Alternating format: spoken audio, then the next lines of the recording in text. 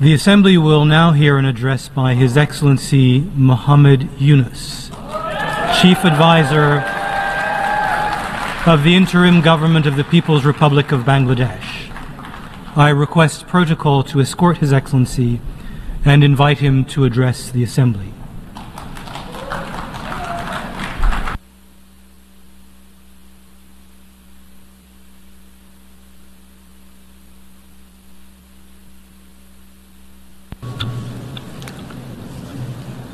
বিসমিল্লাহির রহমানির রহিম। মাননীয় সভাপতি, জাতিসংঘের সাধারণ পরিষদের সভাপতি নির্বাচিত হওয়ায় প্রথমেই আপনাকে আন্তরিক অভিনন্দন জানাচ্ছি। আমি আশ্বস্ত করছি যে আপনার এই দায়িত্ব পালনকালে বাংলাদেশ প্রতিনিধি দল আপনাকে পূর্ণাঙ্গ সহযোগিতা প্রদান করবে। জাতিসংঘের ম্যান্ডেটকে সমুন্নত রেখে বৈশ্বিক সংকট সমূহ নিরসনে মহাসচিব অ্যান্টোনিও গুতারেসের দৃঢ় প্রতিজ্ঞ সাফল্যমণ্ডিত নেতৃত্বের জন্য তাকেও জানাই আন্তরিক সাধুবাদ। সামিট অব দ্য ফিউচার আয়োজনে আমি মহাসচিবের দূরদর্শী ভূমিকার বিশেষ প্রশংসা করছি। সম্মেলনে যে pact for the future and declaration on future generations সর্বসম্মতভাবে গৃহীত হয়েছে, তা এজেন্ডা 2030 পরবর্তী বৈশ্বিক উন্নয়ন কর্মপন্থা নির্ধারণে বিশেষ সহায়ক হবে বলে আমি মনে করি। বাংলাদেশ বিশ্বাস করে যে এই সম্মেলনের অর্জন বৈশ্বিক সমৃদ্ধি অর্জনের জন্য আমাদের সবার অভিপ্রায় ও সহযোগিতা কাঠামো প্রণয়নে দিক নির্দেশক হিসেবে কাজ করবে। এই জুলাই আগস্ট মাসে বাংলাদেশে যে যুগান্তকারী পরিবর্তন সংঘটিত হয়েছে তার প্রেক্ষিতেই আজ আমি বিশ্ব সম্প্রদায়ের এই মহান সংসদে উপস্থিত হতে পেরেছি। আমাদের গণমানুষের, বিশেষ করে তরুণ সমাজের অফুরন্ত শক্তি আমাদের বিদ্যমান রাষ্ট্র কাঠামো ও প্রাতিষ্ঠানিক আয়োজনগুলো আমূল রূপান্তরের এক নতুন সম্ভাবনার দ্বার উন্মোচন করেছে। আমাদের ছাত্র ও যুব সমাজের আন্দোলন প্রথম দিকে মূলত ছিল বৈষম্য বিরোধী আন্দোলন, পর্যায়ক্রমে তা গণ আন্দোলনের রূপ নিয়েছে। এরপর সারা পৃথিবী অবাক বিস্ময়ে দেখেছে কিভাবে সমগ্র বাংলাদেশের মানুষ একনায়কতন্ত্র, নিপীড়ন, বৈষম্য, অবিচার ও দুর্নীতির বিরুদ্ধে রাজপথ ও সামাজিক যোগাযোগের মাধ্যমে দৃঢ়ভাবে রুখে দাঁড়িয়েছিল। আমাদের ছাত্র জনতা তাদের অদম্য সংকল্প ও প্রত্যয়ের মাধ্যমে একটি স্বৈরাচারী ও অগণতান্ত্রিক শাসন ব্যবস্থা থেকে আমাদের মুক্তি এনে দিয়েছে। তাদের এই সংকল্পের মধ্যেই আমাদের দেশের ভবিষ্যৎ নিহিত।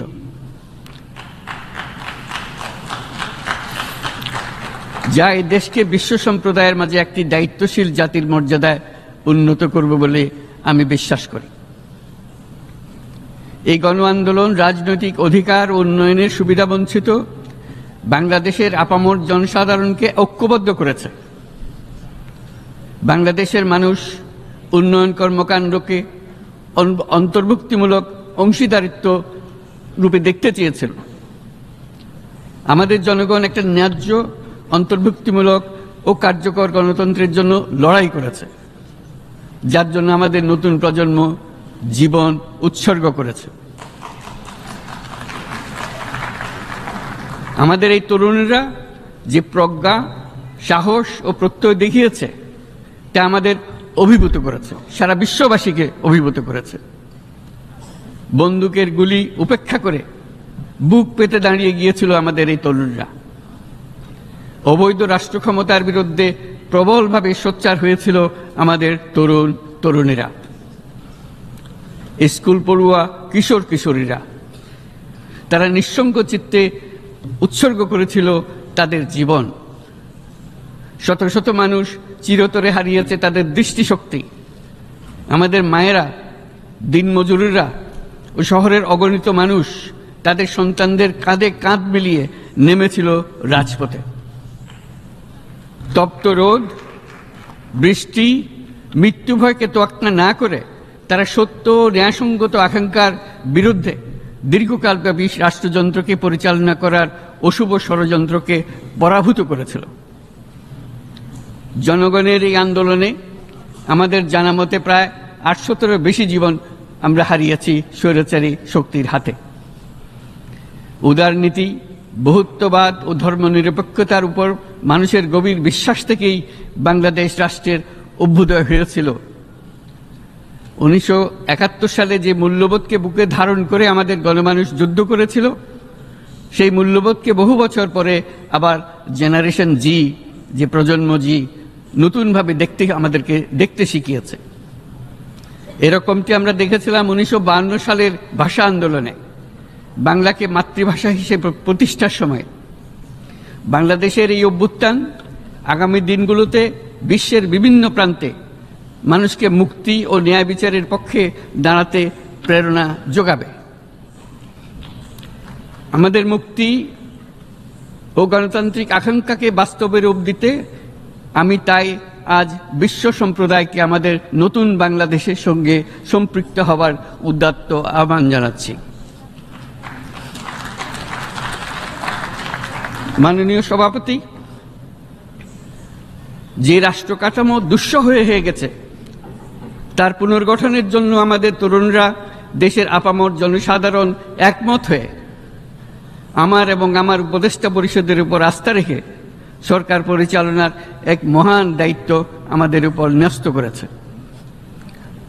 এই দায়িত্ব গ্রহণের পর আমরা গভীর বিস্ময় ও হতাশার সঙ্গে মুখোমুখিভাবে দেখতে পাচ্ছি কিভাবে সর্বগ্রাসী দুর্নীতি একটি কার্যকর গণতান্ত্রিক ব্যবস্থাকে ধ্বংসস্তূপে পরিণত করেছে, কিভাবে রাষ্ট্রের মূল প্রতিষ্ঠানগুলোকে নির্মমভাবে দলীয়করণের আবর্তে বন্দী করে রাখা হয়েছিল, কিভাবে জনগণের অর্থকে লুটপাট করা হয়েছিল, কিভাবে একটি বিশেষ স্বার্থান্বেষী গোষ্ঠী সমস্ত ব্যবসা বাণিজ্যকে অন্যায়ভাবে নিজেদের হাতে কুক্ষিগত করে দেশের সম্পদ অবাধে বিদেশে পাচার করে দিয়েছে। এক কথায়, কিভাবে প্রত্যেকটি পর্যায়ে ন্যায়, নীতি ও নৈতিকতা অদৃশ্য হয়ে গিয়েছিল। এরকম এক অবস্থার দেশকে পুনর্গঠন এবং জনগণের কাঙ্ক্ষিত রাষ্ট্র ব্যবস্থা প্রতিষ্ঠিত করার জন্য আমাদের উপর দায়িত্ব প্রদান করা হয়েছে।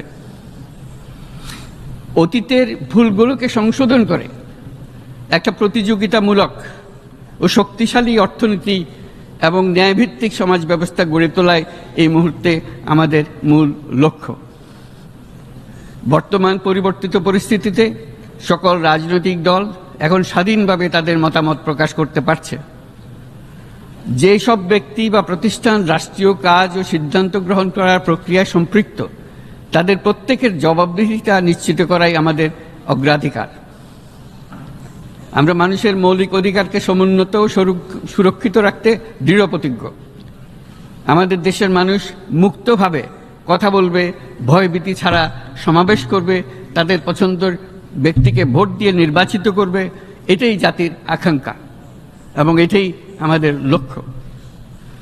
বিচার বিভাগের স্বাধীনতা সংরক্ষণ ও সাইবার ডোমেইন সহ গণমাধ্যমের স্বাধীনতা সুসংহতকরণে আমরা প্রতিজ্ঞাবদ্ধ। আমাদের একজন কৃষক বা একজন শ্রমিকের সন্তানও যেন সমাজের সর্বোচ্চ শিখরে পৌঁছতে পারে, সেই লক্ষ্যে বিশালকার অবকাঠামো নির্মাণের বদলে স্বাস্থ্য ও শিক্ষা খাতে বরাদ্দ বৃদ্ধির আমরা গুরুত্ব আরোপ করছি।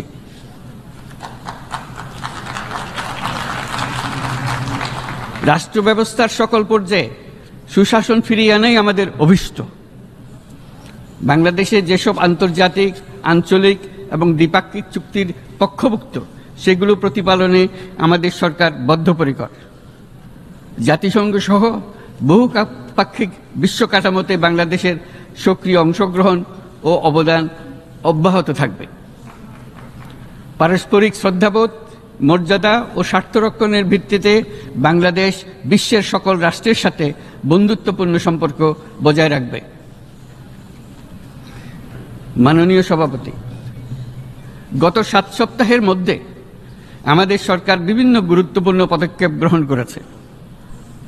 আমাদের অনুরোধে সাড়া দিয়ে জাতিসংঘের মানবাধিকার বিষয়ক হাই কমিশনার বাংলাদেশের গণ আন্দোলনকালে সংগঠিত মানবাধিকার লঙ্ঘনের বিষয়ে বিস্তৃত অনুসন্ধান এবং এইসব বিষয়ে ঘটনার পুনরাবৃত্তি রোধে পরামর্শ প্রদানের জন্য একটা ফ্যাক্ট ফাইন্ডিং কমিশন গঠন এবং তার কাজ শুরু করার জন্য দ্রুত বাংলাদেশে পাঠিয়ে দিয়েছে। আমি তাকে বাংলাদেশের পক্ষ থেকে অশেষ ধন্যবাদ জানাচ্ছি।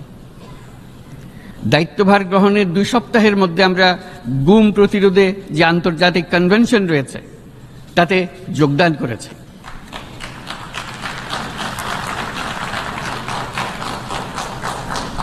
এর আশু বাস্তবায়নের জন্য প্রয়োজনীয় দেশীয় আইন ও বিধি প্রণয়নে আমরা এখন প্রক্রিয়া শুরু করেছি। বাংলাদেশে গত 1.5 দশকে যে সমস্ত গুমের অভিযোগ রয়েছে সেগুলো তদন্ত করার জন্য একটি তদন্ত কমিশন এই মুহূর্তে কর্মরত আছে। মানুষের আস্থা, আত্মবিশ্বাস ফিরিয়ে আনতে এবং নির্মম অতীত যেন আর ফিরে না আসে কোনোদিন, সেই জন্য আমরা কিছু সুনির্দিষ্ট খাতে সংস্কারকে অগ্রাধিকার দিয়েছি। সেই লক্ষ্যে আমরা বিদ্যমান নির্বাচন ব্যবস্থা, সংবিধান, বিচার ব্যবস্থা, জনপ্রশাসন, আইন শৃঙ্খলা ব্যবস্থা সংস্কারের জন্য স্বাধীন কমিশন গঠন করেছি। সংবাদপত্র ও গণমাধ্যমের সংস্কারের জন্যও পৃথক কমিশন সহ আরও কয়েকটি বিশেষ বিষয়ে কমিশন গঠন প্রক্রিয়াধীন রয়েছে। ব্যবসা বাণিজ্যে অনুকূল পরিবেশ সৃষ্টির লক্ষ্যে আমরা ব্যাংক ও আর্থিক খাতের ব্যাপক সংস্কারের উদ্যোগ গ্রহণ করেছি। কোনো বিদেশি ব্যবসা বা বিনিয়োগ যেন ক্ষতিগ্রস্ত না হয় তা নিশ্চিত করতে আমরা বদ্ধপরিকর। এসব সংস্কার যেন টেকসই হয়, দীর্ঘমেয়াদে নিশ্চিত করতে এবং অবাধ ও নিরপেক্ষ অংশগ্রহণমূলক নির্বাচনের জন্য উপযোগী পরিবেশ সৃষ্টি করতে আমরা কাজ করে যাচ্ছি। গণতন্ত্র, আইনের শাসন, সমতা, সমৃদ্ধি অর্জনের মাধ্যমে একটি ন্যায়ভিত্তিক সমাজ হিসেবে আত্মপ্রকাশের অভিপ্রায় বাস্তবায়নে আমি বাংলাদেশের প্রতি আন্তর্জাতিক সম্প্রদায়ের সমর্থন ও গভীরতর সম্পর্ক গঠন করার জন্য আহ্বান জানাচ্ছি।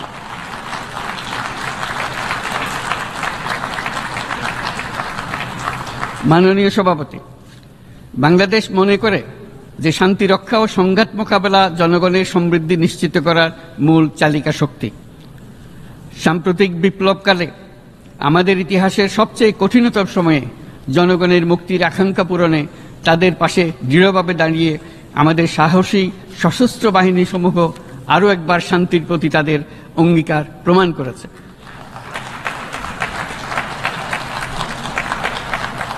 এটা সম্ভব হয়েছে শান্তি রক্ষায় আমাদের অঙ্গীকারের কেন্দ্রবিন্দুতে মানবাধিকারকে স্থান দেওয়ার ফলে। জাতিসংঘের পিস বিল্ডিং কমিশনের সূচনা লগ্ন থেকেই শান্তি রক্ষার মতো শান্তি বিনির্মাণেও বাংলাদেশ সমান অঙ্গীকার ব্যক্ত করে এসছে।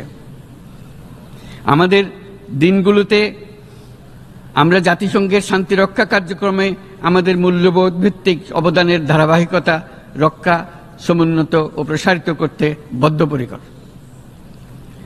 জাতিসংঘের শান্তি রক্ষা কার্যক্রমে অবদানকারী তৃতীয় বৃহত্তম রাষ্ট্র হিসেবে বাংলাদেশ এখন পর্যন্ত 43টি দেশে 63টি মিশনে শান্তিরক্ষী প্রেরণ করেছে।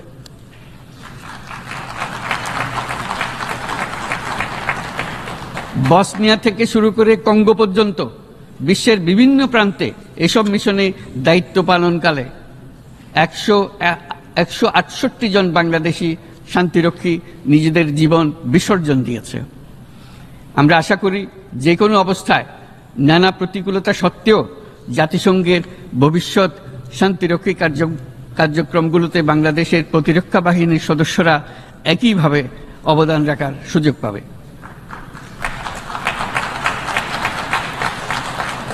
মাননীয় সভাপতি, আমাদের সকলের বাসস্থান এই পৃথিবী বৈশ্বিক অগ্রাধিকারগুলোকে সঠিকভাবে নির্ণয় করতে আগ্রহী। জলবায়ু পরিবর্তন আমাদের সকলের অস্তিত্বের প্রতি হুমকি স্বরূপ। এই গ্রীষ্মে সর্বকালের রেকর্ড ভঙ্গকারী তাপদাহ আমাদের জলবায়ুজনিত পরিবর্তনের কথা স্পষ্টভাবে স্মরণ করিয়ে দিয়েছে। আমাদের যা প্রয়োজন তা হলো জলবায়ু সম্পর্কিত ন্যায় বিচার, যাতে করে দায়িত্বজ্ঞানহীন সিদ্ধান্ত, উদাসীন আচরণ কিংবা এর মাধ্যমে সাধিত ক্ষতির বিষয়ে যারা সংশ্লিষ্ট তাদের দায়বদ্ধ করা যায়। জলবায়ু পরিবর্তনজনিত দীর্ঘমেয়াদী প্রভাবগুলো অপূরণীয় ক্ষতির কারণ হয়ে দাঁড়িয়েছে। আমরা জীব বৈচিত্র্য হারিয়ে ফেলছি, প্যাথোজেনের পরিবর্তনের ফলে নতুন রোগ বাড়ছে, কৃষিক্ষেত্রে চাপ বাড়ছে ক্রমাগতভাবে, পানি সম্পদ ঝুঁকিতে ফেলছে আমাদের বাসযোগ্যতাকে, সমুদ্র পৃষ্ঠের উচ্চতা বৃদ্ধি এবং লবণাক্ততা আমাদের ক্ষতি করছে প্রতিনিয়ত। ঘূর্ণিঝড়ের সংখ্যা ও মাত্রা বৃদ্ধির কারণে যেই ক্ষতি হচ্ছে তাকে উপেক্ষা করার সুযোগ নেই। ক্ষুদ্র কৃষক, প্রান্তিক পর্যায়ে জীবিকা অন্বেষণকারীরা জলবায়ু পরিবর্তনজনিত ঝুঁকির মুখোমুখি হচ্ছে সবচেয়ে বেশি। আমি আজ এই বিশ্ব সভায় যখন কথা বলছি তখন বাংলাদেশের পূর্বাঞ্চলে 50 লাখেরও অধিক মানুষ তাদের জীবদ্দশায় হওয়া সবচেয়ে ভয়াবহ বন্যা মোকাবেলা করে যাচ্ছে।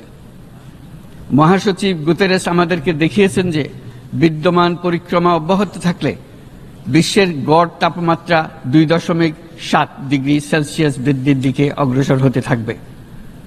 তাই বাংলাদেশের মতো জলবায়ু ঝুঁকিতে থাকা দেশগুলোতে অভিযোজনের জন্য ব্যাপক বিনিয়োগের আহ্বান জানাচ্ছি।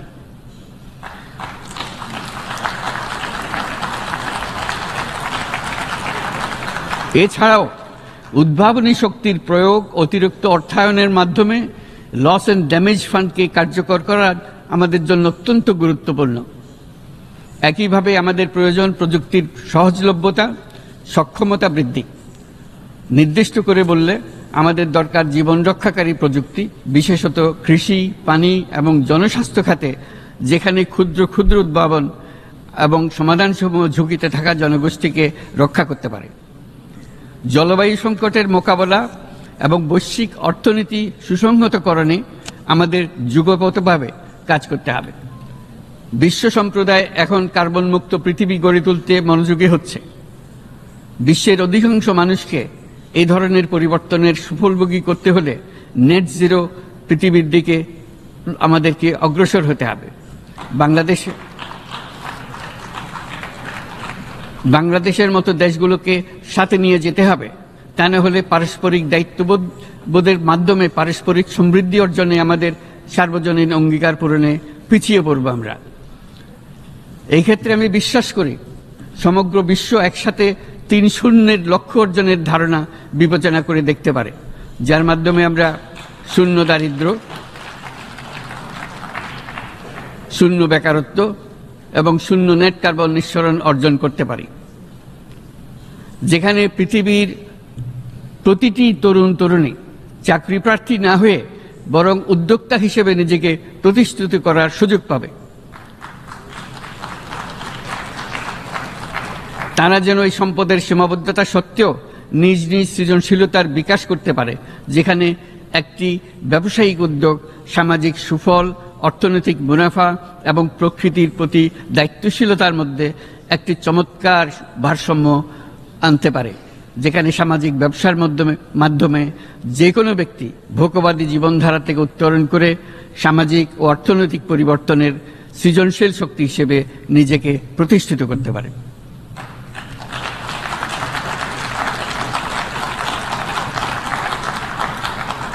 এই সময়ে তাই প্রয়োজন উন্নত উন্নয়নশীল সকল দেশসমূহ এবং বিভিন্ন অংশীদারদের মধ্যে নতুন দৃষ্টিভঙ্গি, নতুন মূল্যবোধ এবং নতুন একতা। সামগ্রিকভাবে এই লক্ষ্য অর্জনে জাতিসংঘ ব্যবস্থা, জাতীয় আঞ্চলিক পর্যায়ে সরকারসমূহ, সকল ব্যবসা প্রতিষ্ঠান, বেসরকারি অংশীজন এবং দাতব্য সংস্থাগুলোকে একসঙ্গে কাজ করতে হবে। আমাদের অর্থনৈতিক কাঠামোতে সামাজিক ব্যবসাকে স্থান দিলেই নিচের অর্ধেকাংশ মানুষের জীবনে তা বিরাট পরিবর্তন আনতে পারে।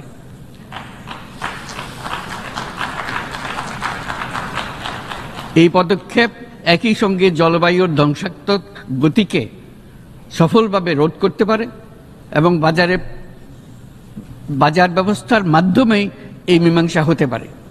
এ বিষয়ে আমি মহাসচিব গুতেরেসের বিশেষ দৃষ্টি আকর্ষণ করছি। মাননীয় সভাপতি, বহুমুখী সংকটে জর্জরিত বর্তমান বিশ্বে যুদ্ধ এবং সংঘাতের ফলে ব্যাপক ভিত্তিতে মানুষের অধিকার খর্ব হচ্ছে। বিশ্ববাসীর উদ্বেগ এবং নিন্দা সত্ত্বেও গাজায় গণহত্যা থামছে না।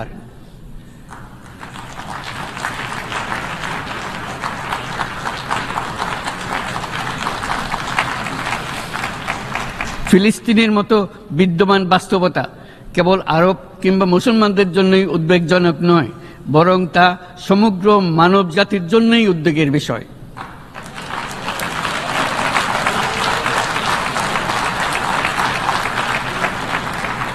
একজন মানুষ হিসেবে প্রত্যেক ফিলিস্তিনির জীবন অমূল্য।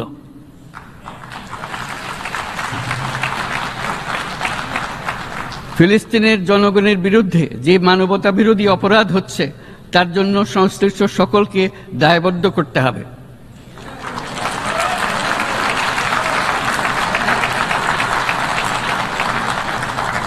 ফিলিস্তিনের জনগণের উপর চলমান নৃশংসতা, বিশেষত নারী এবং শিশুদের সাথে প্রতিনিয়ত যে নিষ্ঠুরতা বিশ্ব দেখাচ্ছে, তা থেকে নিস্তারের জন্য বাংলাদেশ অনতিবিলম্বে সম্পূর্ণ যুদ্ধবিরতির আহ্বান জানাচ্ছে।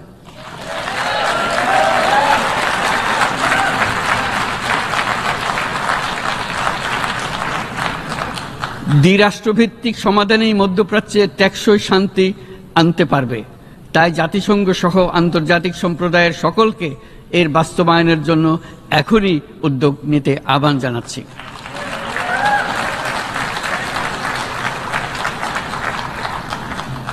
গত 2.5 বছর ধরে ইউক্রেনে চলমান যুদ্ধে বহু মানুষ প্রাণ হারিয়েছে। এই যুদ্ধের প্রভাব সর্বব্যাপী, এমনকি বাংলাদেশের অর্থনীতিতেও এর নেতিবাচক প্রভাব আমরা অনুভব করছি। আমরা তাই উভয় পক্ষকে সংলাপে বসে বিরোধ নিরসনের মাধ্যমে যুদ্ধের অবসান ঘটানোর আহ্বান জানাচ্ছি।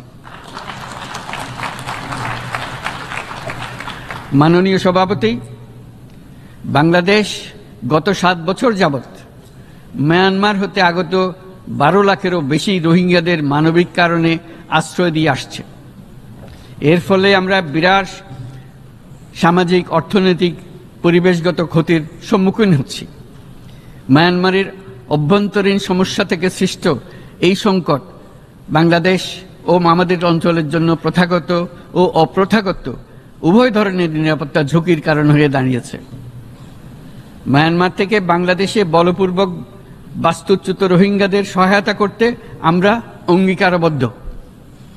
আমরা রোহিঙ্গাদের জন্য মানবিক সহায়তা কার্যক্রম চালু রাখা এবং তাদের টেকসই প্রত্যাবর্তন নিশ্চিত করার উদ্দেশ্যে আন্তর্জাতিক সম্প্রদায়ের পর্যাপ্ত সহায়তা অব্যাহত রাখার আহ্বান জানাচ্ছি। রোহিঙ্গাদের সাথে সংগঠিত হওয়া ব্যাপক ভিত্তিক মানবাধিকার লঙ্ঘনের জন্য আন্তর্জাতিক বিচার আদালত এবং আন্তর্জাতিক অপরাধ আদালতে চলমান বিচার প্রক্রিয়ার মাধ্যমে ন্যায় বিচার নিশ্চিত করাও সমানভাবে গুরুত্বপূর্ণ।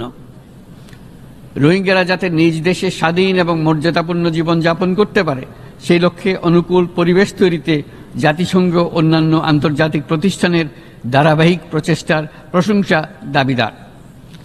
এই লক্ষ্যে রোহিঙ্গারা যাতে পর্যাপ্ত নিরাপত্তা ও অধিকার নিশ্চিত করে তাদের নিজ ভূমি রাখাইনে ফিরে যেতে পারে, তার পথ সুগম করা অত্যন্ত দরকার। মায়ানমারে প্রতিনিয়ত পরিবর্তনশীল অবস্থা বিবেচনা রেখে বাংলাদেশ আন্তর্জাতিক সম্প্রদায়ের সাথে একযোগে রোহিঙ্গাদের নিজ দেশে মর্যাদাপূর্ণ টেকসই প্রত্যাবর্তনের জন্য পরিবেশ সৃষ্টিতে কাজ করতে প্রস্তুত।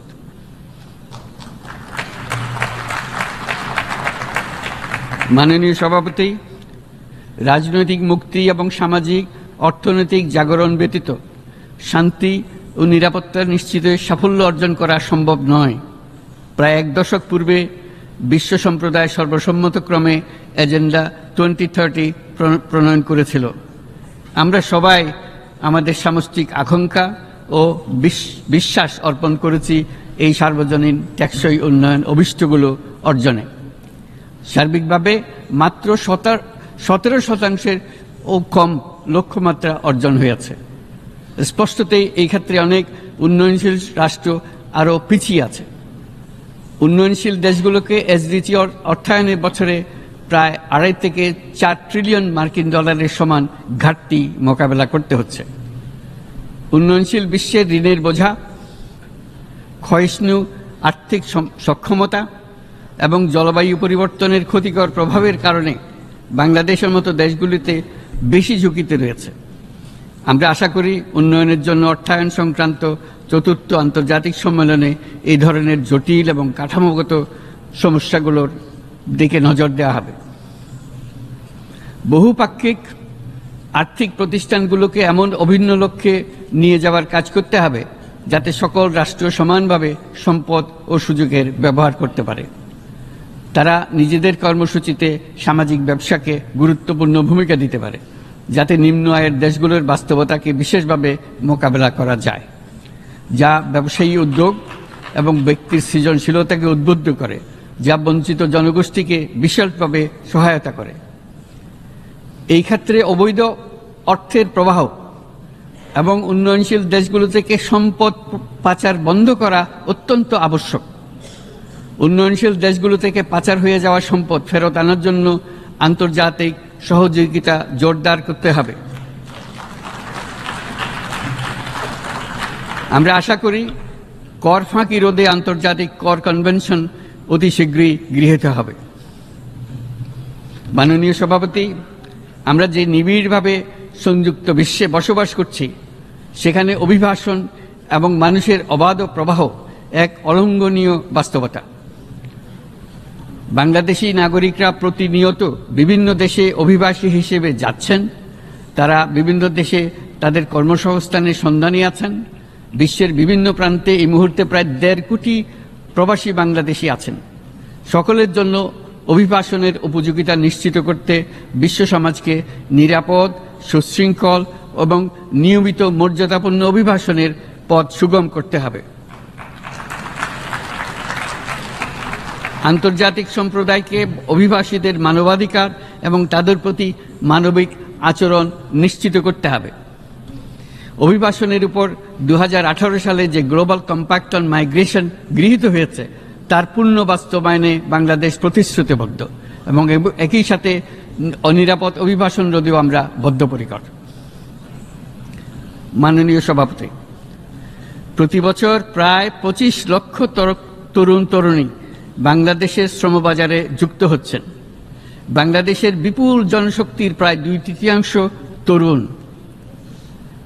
এই জনশক্তিকে বর্তমান ও আগামীর জন্য গড়ে তোলা বাংলাদেশের জন্য একটা বড় চ্যালেঞ্জ। ক্রমপরিবর্তনশীল কর্মজগতে একজন তরুণকে প্রতিনিয়ত নতুন দক্ষতা অর্জন করতে হয়। এই কর্মপরিবেশের সাথে মানিয়ে নেওয়া শিখতে হয়। এই জন্য বাংলাদেশ যখন মধ্যম আয়ের দেশ হিসেবে উন্নতি হচ্ছে, তখন আমরা শিক্ষা এবং প্রযুক্তিগত সহায়তা লাভের উপর বিশেষ জোর দিচ্ছি। এবার কৃত্রিম বুদ্ধিমত্তার বিষয়ে আসি। কৃত্রিম বুদ্ধিমত্তার অভাবনীয় বিকাশ এবং এর বহুমাত্রিক প্রয়োগে বাংলাদেশ বিশেষভাবে আগ্রহী। আমাদের তরুণ সমাজ জেনারেটিভ আর্টিফিশিয়াল ইন্টেলিজেন্সের সম্ভাবনা নিয়ে উচ্ছ্বসিত। একজন বিশ্ব নাগরিক হিসেবে তারাও চায় নতুন পৃথিবীতে নিয়োজিত হতে, কর্মক্ষম হিসেবে নিজেকে গড়ে তুলতে। বাংলাদেশের মতো বৃহৎ তরুণ জনগোষ্ঠীর দেশ যাতে কৃত্রিম বুদ্ধিমত্তার প্রয়োগজনিত অর্জিত সুফল থেকে পিছিয়ে না পড়ে, বিশ্ব সম্প্রদায়কে তা নিশ্চিত করতে হবে। একই সঙ্গে নিশ্চিত করতে হবে যেন কৃত্রিম বুদ্ধিমত্তার কারণে কর্মক্ষেত্রে মানুষের চাহিদা ক্রমাগতভাবে সংকুচিত হয়ে না যায়।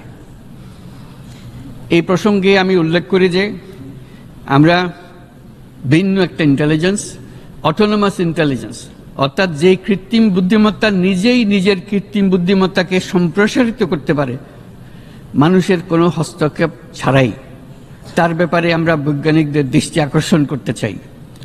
তারা যেন এই ক্ষেত্রে অগ্রসর হওয়ার আগে মানুষের উপরের প্রভাব সম্বন্ধে নিশ্চিত হয়ে অগ্রসর হন।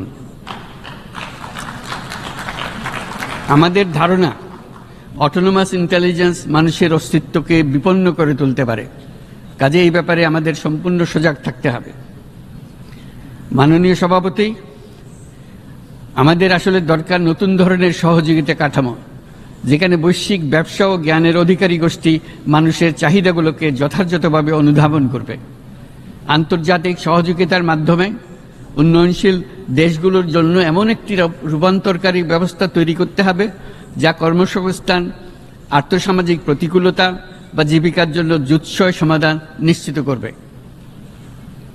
মাননীয় সভাপতি, আমাদের প্রচেষ্টা, সক্ষমতা এবং সম্পদ একত্রীকরণের মাধ্যমে সকলের সামর্থ্য, উদ্ভাবনী শক্তি এবং সমৃদ্ধিকে কাজে লাগাতে হবে। আর্থসামাজিক উন্নয়ন এবং জলবায়ু সহনশীলতা নিয়ে আমরা প্রতিনিয়ত যে প্রতিকূলতার সম্মুখীন হচ্ছি, সম্মিলিত উদ্যোগের মাধ্যমে তার মোকাবেলা করতে হবে।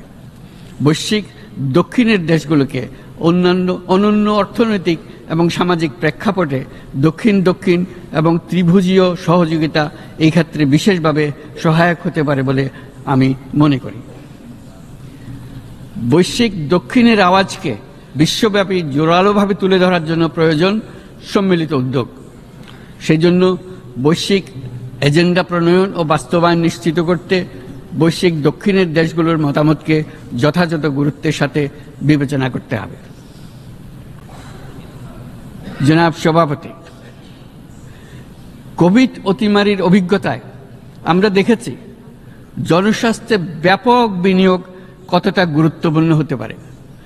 বিশ্ব স্বাস্থ্য সংস্থায় বৈশ্বিক অতিমারি চুক্তির চলমান আলোচনায় বাংলাদেশ নেতৃত্ব প্রদান করে চলেছে।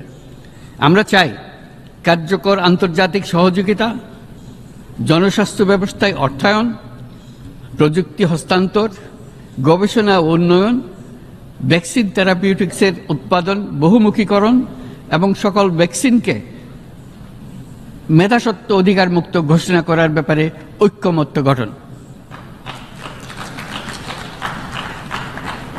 অসংক্রামক রোগসমূহের বিরুদ্ধে লড়াইয়ে এই বিষয়গুলি অত্যন্ত গুরুত্বপূর্ণ।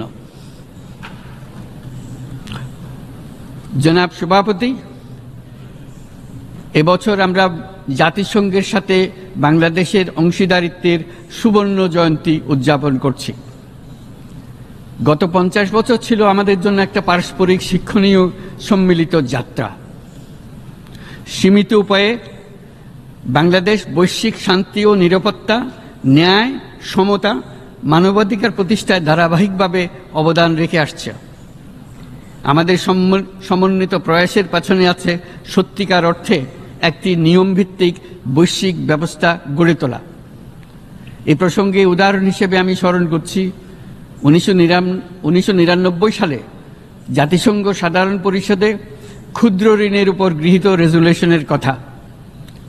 সেই সময় জাতিসংঘ 2005 সালকে ইয়ার অফ মাইক্রোক্রেডিট ঘোষণা করেছিল, যার ফলে ক্ষুদ্র ঋণ বিশ্বব্যাপী সম্প্রসারিত হবার সুযোগ পেয়েছিল। একই সময়ে বাংলাদেশের উদ্যোগে গঠিত হয়েছিল ফ্রেন্ডস অব মাইক্রোক্রেডিট।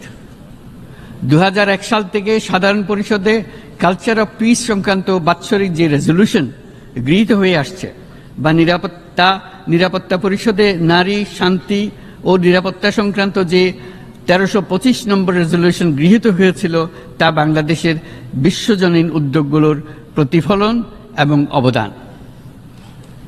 মাননীয় সভাপতি, আজ এই মহান বিশ্বসভায় বিশ্ব নেতৃবৃন্দের উপস্থিতিতে প্রতিধ্বনিত হচ্ছে শান্তি, নিরাপত্তা, ন্যায় বিচার প্রতিষ্ঠা এবং সম্পদের সুষম বন্টনের মাধ্যমে সকলের অন্তর্ভুক্তি নিশ্চিত করার আহ্বান।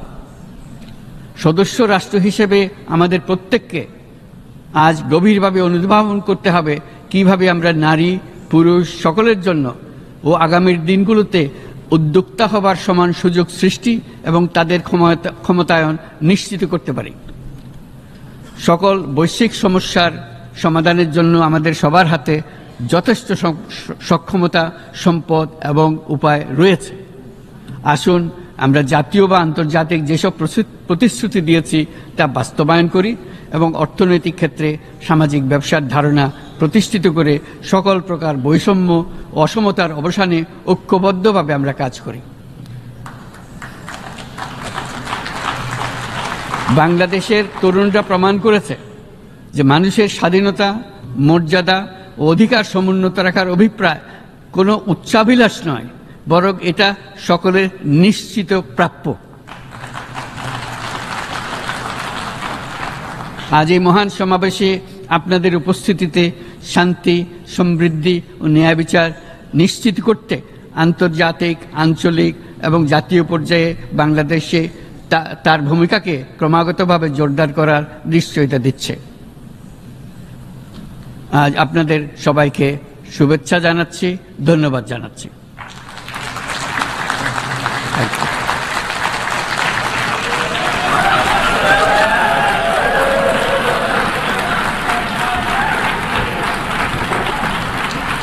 On behalf of the Assembly, I wish to thank the Chief Advisor of the Interim Government of the People's Republic of Bangladesh.